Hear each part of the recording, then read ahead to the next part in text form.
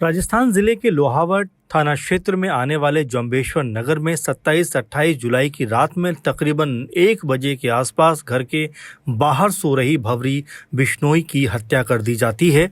32 साल की भंवरी देवी को किसने मारा, इसके बारे में अब तक कोई सुराग पुलिस के हाथ नहीं लगा है। इस मामले पर कांग्रेस जमकर भजनलाल शर्मा सरकार के ऊपर निशाना साध रही है। वहीं अब भंवरी देवी मामले पर कांग्रेस के दिग्गज नेता अशोक गहलोत और सचिन पायलट ने अपनी आवाज बुलंद करते हुए सरकार को जमकर घेरा है।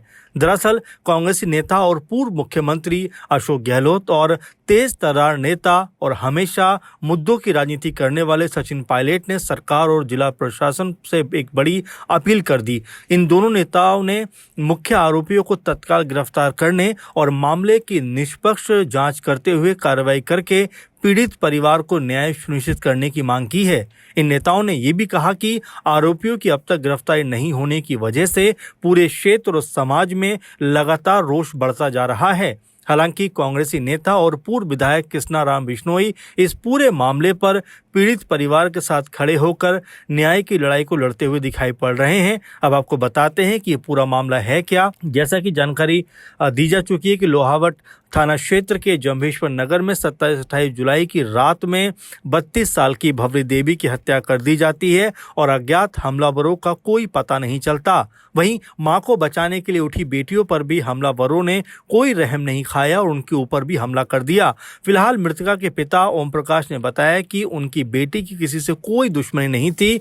वहीं महिला का पति गंगा विशन बिश्नोई ट्रक चालक हैं।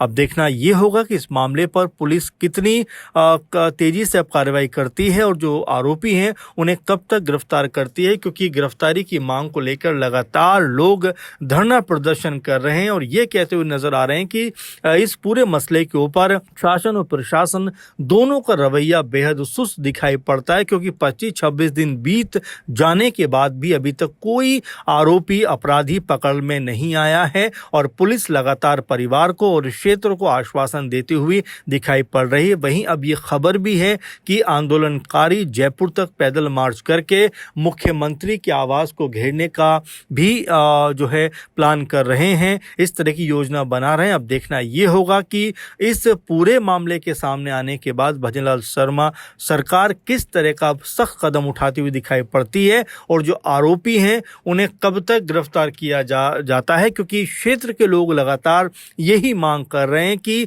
परिवार को न्याय मिलना चाहिए। बेटियां जो इनके सामने उनकी मां को मार दिया गया, उनको भी न्याय मिलने का पूरा हक है, इसलिए उनकी जो मांगे हैं वो पूरी होनी चाहिए। यानी जिन्होंने ये अपराध किया है उसका खुलासा होना चाहिए और उनको सख्त से सख्त सजा मिलनी चाहिए।